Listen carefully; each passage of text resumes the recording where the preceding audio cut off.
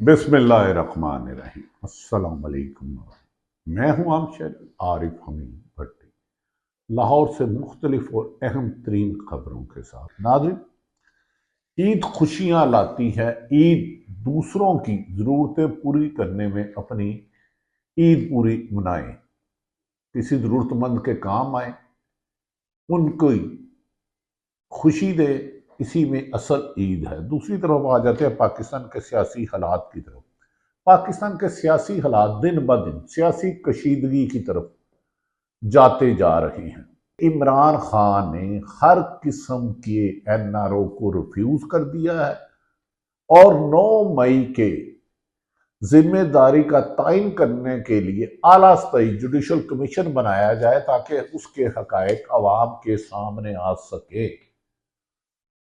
سلمان اکرم راجہ نے اسپیشلی کہا ہمیں 1970 کے حالات سے کچھ سیکھنا چاہیے۔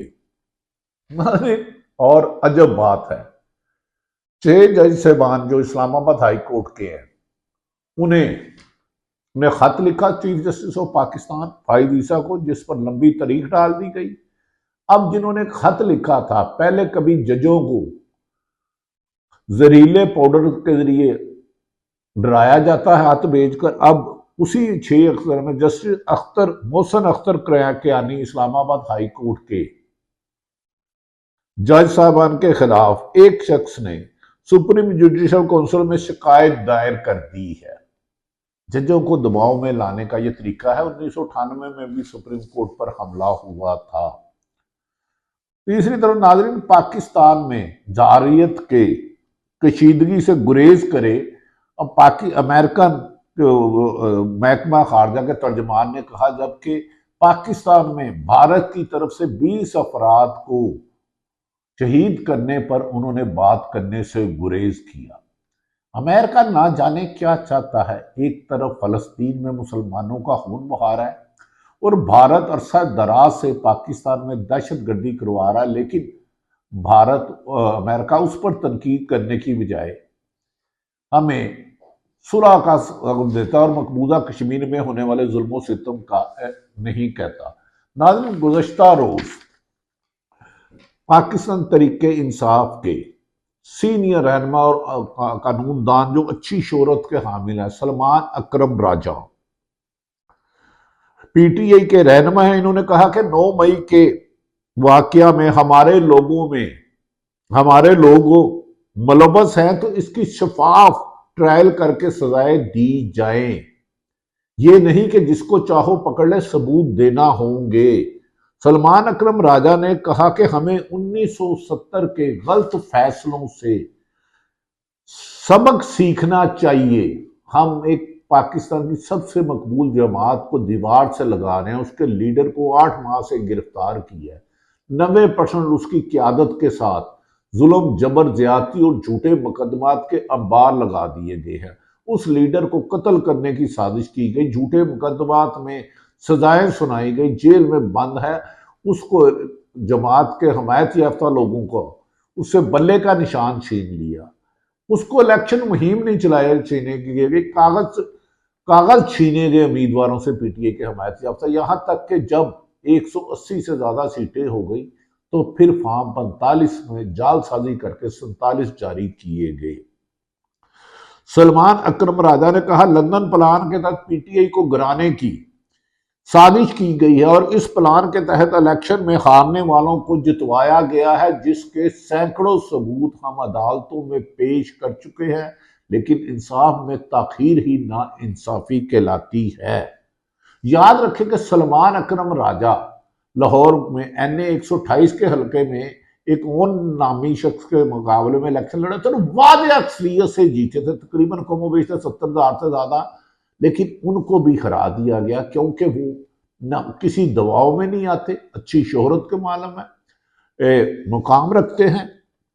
سلمان اکرم راجہ نے یہاں تک کہا کہ 9 مئی کی جوڈیشل انکوائری کیوں نہیں کروائی جا رہی، ہم اصل خود چاہتے ہیں ذمہ داروں کو سزا ملے، اگر ہمارے لوگ ملوث ہیں تو شفاف ٹرائل کیے جائیں، 9 مئی پر جوڈیشل کمیشن بنایا جائے۔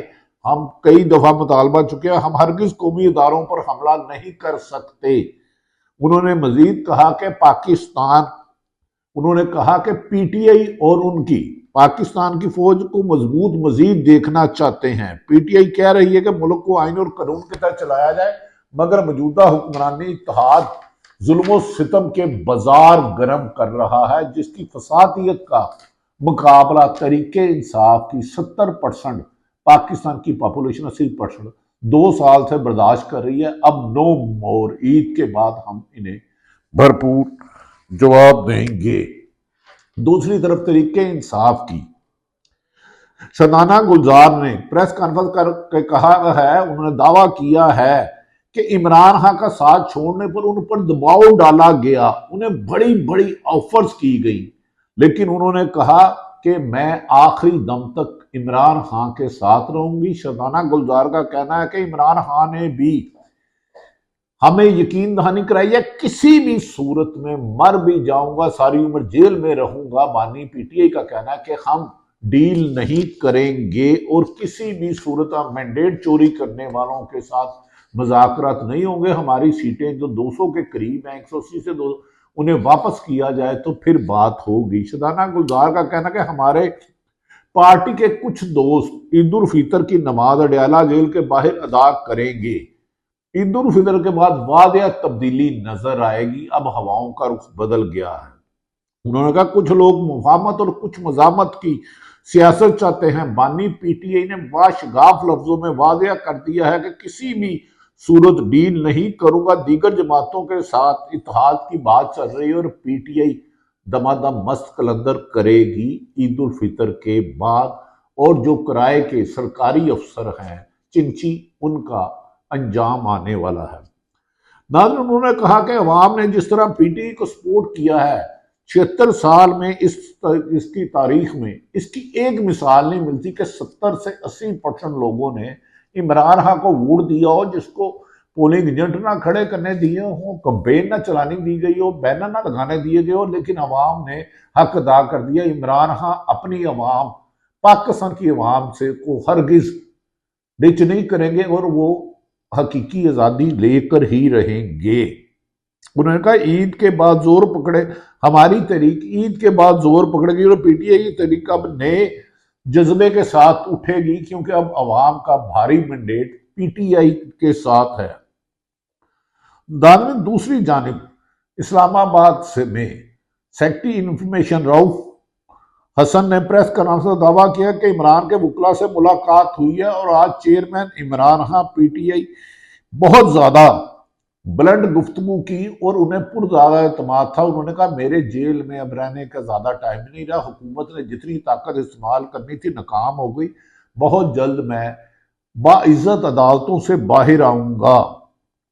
ناظرین، اس موقع پر سلمان اکرم راجہ بھی بولے۔ انہوں نے کہا کہ آج عمران خان بہت زیادہ پرعزم نظر آئے، پہلے کی نسبت زیادہ بہادر، چارج اور اس کا حوصلہ تھا، اور انہیں یقین ہے کہ اب ظلم کا بازار ختم ہونے والا ہے۔ ان کے کچھ خیالات تھے جو وہ چاہتے تھے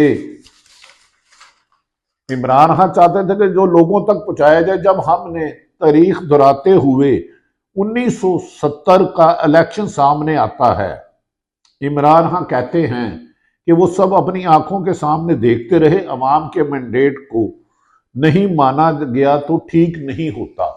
تو لہذا حکومت کو سمجھنا چاہیے کہ 1970 میں ہم نقصان پہنچا چکے ہیں، چوری کی تو مرغی کھانا حرام ہے، تو چوری کی حکومت نہیں کرنے دی جائے گی۔ سلمان اکرم راجہ نے واضح حکومت کا پیغام عمران بانی پی ٹی کا عوام تک پہنچایا۔